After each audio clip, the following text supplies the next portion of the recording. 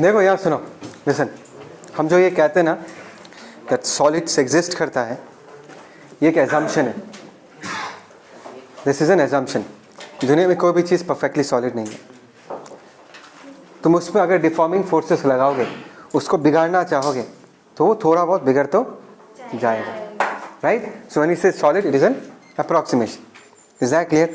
तो एक बार ये इमेजिन करो कि अगर मैं किसी बॉडी के शेप एंड साइज को बिगाड़ना चाहता हूँ, तो मुझे उससे डिफॉर्मिंग फोर्सेस लगाना पड़ेगा.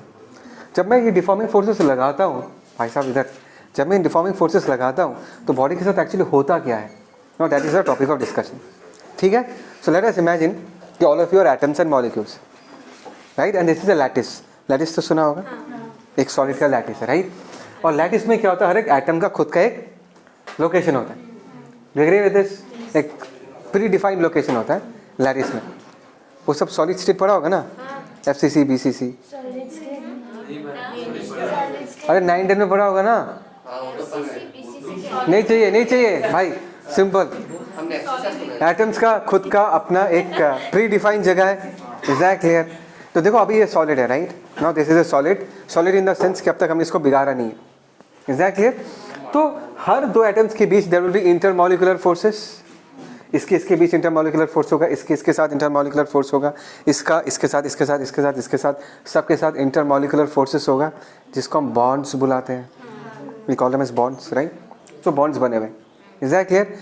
अभी मैं ये एक्सप्लेन करना चाहता हूँ कि अगर मैं किसी बॉडी को डिफॉर्म करता हूँ तो अंदर क्या होता है एक्चुअली उस बॉडी के साथ. अगर मैंने बॉडी को डिफॉर्म कर दिया, फॉर एग्जाम्पल ये पूरा एक स्ट्रक्चर है, लैटिस स्ट्रक्चर है, all of you are atoms. Please Ayush, मुझे फोकस करने थे, पढ़ाने में भी फोकस चाहिए होता है, पता है ना? हाँ. जब मैं बॉडी को डिफॉर्म करूँगा तो क्या होगा?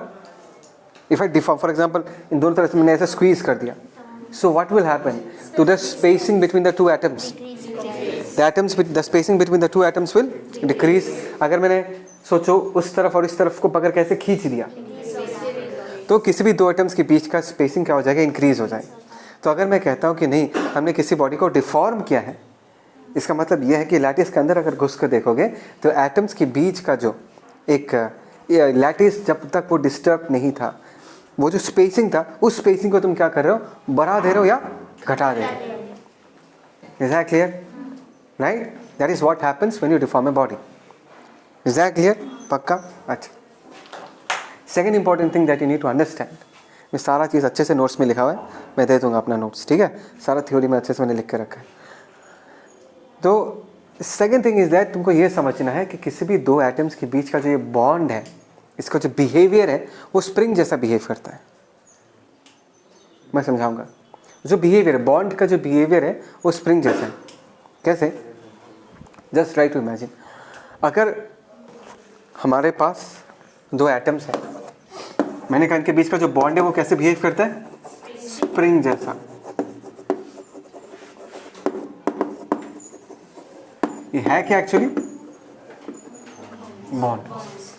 Is that clear? अच्छा.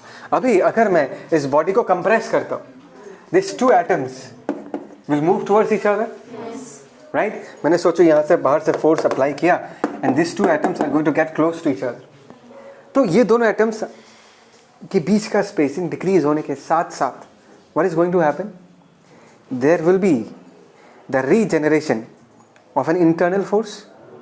तुमने जो एफ लगाया इस पिक्चर में, तुमको जो दोनों एफ दिख रहा है वो एक्सटर्नल फोर्स ने लगाया है.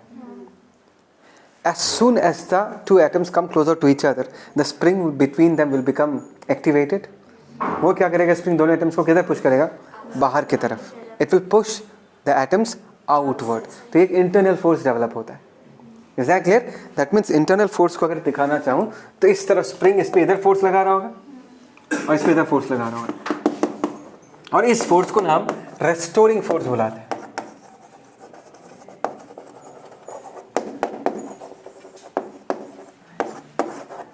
इसको हम क्या बुलाते हैं? We call it as the restoring force. Now we will justify the name कि हम इसको रेस्टोरिंग क्यों बुलाते हैं. रेस्टोर का मतलब क्या है? To bring back. रिस्टोर का मतलब रिस्टोर हो जाएगा. रेस्टोर का मतलब है फिर से वापस, ये बोल, वापस आ जाना, ब्रिंग बैक कर देना. ठीक है ना? अभी खुद सोच के देखो, नॉर्मली क्या होता है कि अगर मैं किसी बॉडी को ऐसे दबा के रखता हूँ तो वो दबा हुआ रहता है. जैसे कि एक कॉस्को बॉल है, इसको पकड़ के दबा के रखा तो दबा हुआ है. जब मैं डिफॉर्मिंग फोर्सेस हटा दूँ, जब मैं इस बॉल को छोड़ दूँ, तो बॉडी फिर से क्या कर ले, फिर से रिकवर कर लेता। पहले भी बताया था कोलिशंस में। तो रिकवर कौन करवाता? यही जो रेस्टोरिंग फोर्स दिख रहा है ना, जो एटम्स को किधर पुश करना चाहते हैं, उनके पुराने लोकेशन में पुश करना चाहते हैं। बात समझ में आ रहा है? क्योंकि मैंने जब इन दोनों एटम्स को पकड़ के पुश किया, I brought them closer. Is that clear? जब मैं इन डिफॉर्मिंग फोर्सेस को, इस F और इस F को हटा दूंगा, इसके अंदर ये जो रेस्टोरिंग फोर्सेस डेवलप होता है, वो रेस्टोरिंग फोर्स फिर से क्या करेगा, इन दोनों एटम्स को धक्का देके उसके पुराने लोकेशन में, पुराना location is the equilibrium location, जहाँ पर ये सारे एटम्स सबसे ज़्यादा खुश थे, वहाँ पहुँचा देगा। बात समझ में आए? तो बॉन्ड्स का भी बिहेवियर एग्जैक्टली ऐसा ही होता है। दैट इज़ द रीज़न ये जो सरफेस है हमारे हाथ में नॉर्मल लगा सकता है। हम लोग पढ़ा होगा ना तुम लोगों ने NLM में, ये जो जितने सारे कॉन्टैक्ट फोर्सेस है, this are all electromagnetic forces, charges की इंटरेक्शन के लिए होता है। नहीं आया समझ में? जैसे कि मैं अगर किसी चीज़ को पुश करता है, पुश समथिंग, उस तरफ मूव करता है ना, क्यों मूव करता है? ऑब्वियसली फोर्स लगता होगा। फोर्स आया कहाँ से? जस्ट ट्राई टू इमेजिन, मेरे हाथ में एटम से बहुत सारे। सिद्धार्थ क्या कर रहा है तू? हाँ, इस सरफेस में एटम्स है, एग्री? इस सरफेस में भी एटम्स है। जब मैंने हाथ से ऐसे प्रेस किया तो क्या होगा? मेरे हाथ के जो एटम्स हैं, they are coming very very close to the atoms of this table. मतलब दो सरफेस के एटम्स ऐसे पास आ रहे हैं। अगर ज़्यादा पास आएंगे, जैसे कि इस केस में दोनों एटम्स पास आ रहे थे, एक एटम दूसरे एटम को क्या करेगा? रिपेल करेगा। FR का डायरेक्शन देखो ना, किधर है? बाहर की तरफ है। If you bring the atoms closer, they will try to repel each other. तो ये वाला एटम इस वाले एटम को क्या कर रहा होगा? रिपेल कर रहा होगा। मतलब अगर ये बक्सा है, इसको मैं ऐसे पुश कर रहा हूँ, ये आगे तरफ क्यों जा रहा है? कि मेरे हाथ का जो स्किन का जो एटम्स है, इस प्लास्टिक एटम्स को क्या कर रहा है? रिपेल कर रहा है बाहर की तरफ। दैट इज़ द रीज़न वो बक्सा इधर जा रहा है। और मेरे हाथ पे तुमको लग रहा होगा ना, अगर तुम ऐसे पुश करोगे, तुमको ऐसा फील होगा ना कि तुम्हारे हाथ को कोई पीछे ढकेल रहा है। वो कौन ढकेल रहा है? इस प्लास्टिक के सरफेस के जो एटम्स है, वो तुम्हारे स्किन के एटम्स को क्या कर रहा है? पीछे पुश कर रहा है। और तुम्हारा जो स्किन के एटम्स है, वो प्लास्टिक के एटम्स को आगे पुश कर रहा है। दैट इज़ द रीज़न ये बक्सा जो है आगे मूव करता है। तो बेसिकली अगर हम दो एटम्स को पास लेके आएंगे, they will start repelling each other. Similarly just imagine कि मेरे पास एक इलास्टिक रस्सी है, उसको पकड़ के अगर मैं बाहर की तरफ खींच दूँ, तो उसके अंदर के एटम्स के साथ क्या हुआ होगा? उसके अंदर के जो एटम्स हैं उनके साथ क्या हुआ होगा? जस्ट ट्राई टू इमेजिन, ये एटम है, this is the bond between them, they are very happy in this configuration, बहुत खुश है। मैंने क्या किया? मैंने उस इलास्टिक बैंड को पकड़ के ऐसे खींच दिया। So what will happen to the spacing between the atoms inside the material?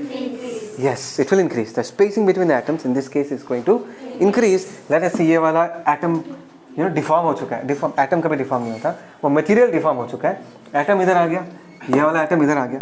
So what has happened to the spacing between them? The spacing between them has increased. And I have told you people कि इनके बीच का जो bond है वो spring जैसा behave करता है।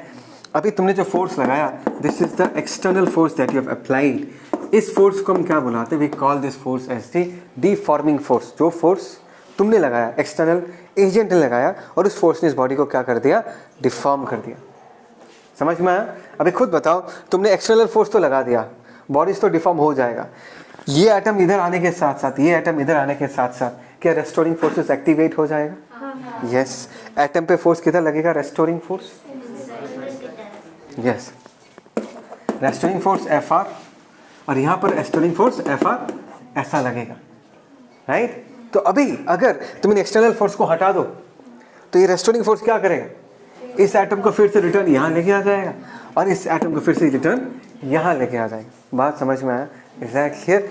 तो कभी भी तुम किसी बॉडी को डिफॉर्म करते हो ना, डिफॉर्म करने के साथ साथ उसके अंदर क्या डेवलप हो जाता है? रेस्टोरिंग फोर्सेस डेवलप हो जाता है। और रेस्टोरिंग फोर्सेस का एम इन लाइफ क्या है? उनका सिर्फ एक ही काम है कि पहले का जो कॉन्फ़िगरेशन है, उसी कॉन्फ़िगरेशन तक फिर से ऑब्जेक्ट को लेके जाना है। उनका इंटेंशन ऐसा होता है। जैसे कि आयुष को इंजीनियर बनना है, लेकिन वो फाइनली इंजीनियर बनेगा या पान का दुकान खोलेगा, वो तो आगे पता चलेगा। वो डिपेंड करेगा कि आयुष कैसा बंदा है। समझ में आया? तो अगर तुमने किसी बॉडी को डिफॉर्म किया, क्या वो रेस्टोरिंग फोर्सेस फिर से उस बॉडी को अपने पुराने कॉन्फ़िगरेशन तक लेके जा पाएगा नहीं जा पाएगा, डिपेंड करेगा कि वो कैसे मटेरियल से बना हुआ है। इसी बेसिस पे हमने मटेरियल्स को 3 कैटेगरी में क्लासिफाई किया था, perfectly elastic materials, perfectly in elastic materials, any elastic materials. कहानी याद है ना? और गेटिंग द पॉइंट, रिलेट कर पाए मैंने जो एग्जाम्पल दिया इसके बारे में? So that is something like this, ठीक है ना? सो रेस्टोरिंग फोर्सेस लगता है, रेस्टोरिंग फोर्सेस की इंटेंशन है कि नहीं भाई इस बॉडी को फिर से अपना पुराना शेप एंड साइज रिटर्न दिलवाना है। दे पाता है नहीं पाता वो डिपेंड करेगा मटेरियल किससे बना हुआ है। कोई डाउट? ओके, एक मिनट कंप्लीट करने के। जैसे मटेरियल्स में, जिन मटेरियल्स में वो कंप्लीट रिकवरी हो जाता है उसको हम परफेक्टली इलास्टिक मटेरियल्स बुलाते हैं। और ये जो फिनोमेनन है, कैसा phenomenon? The tendency of that object to regain back is shape and size. Line सुनाई दिया मैंने क्या कहा? The tendency of that object to regain back is shape and size, इसी को हम इलास्टिसिटी बुलाते हैं। बात समझ में? इसी फिनोमेनन को हम क्या बुलाते हैं? इलास्टिसिटी बुलाते हैं। Is that clear? तो तुम मुझे एक बात बताओ, सोचो तुम्हारे पास एक रबर का सिलेंडर है और उसी शेप एंड साइज का एक आयरन का भी सिलेंडर है, कौन ज़्यादा इलास्टिक है? रबर ज़्यादा इलास्टिक है। ये पूरा का पूरा गलत मिसकंसेप्शन है। तुम जो कह रहे हो that is not elasticity. Elasticity फिर से रिपीट करो, it is the tendency of that body to regain back its shape and size. खुद समझ के देखो, रबर को पकड़ के अगर 1 सेंटीमीटर लंबा खींचना चाहते हो, खींच के तुमने इसको पकड़ के रखा, तुमको पकड़ के रखने में जितना मेहनत करना पड़ रहा है that is a direct measurement of the restoring force.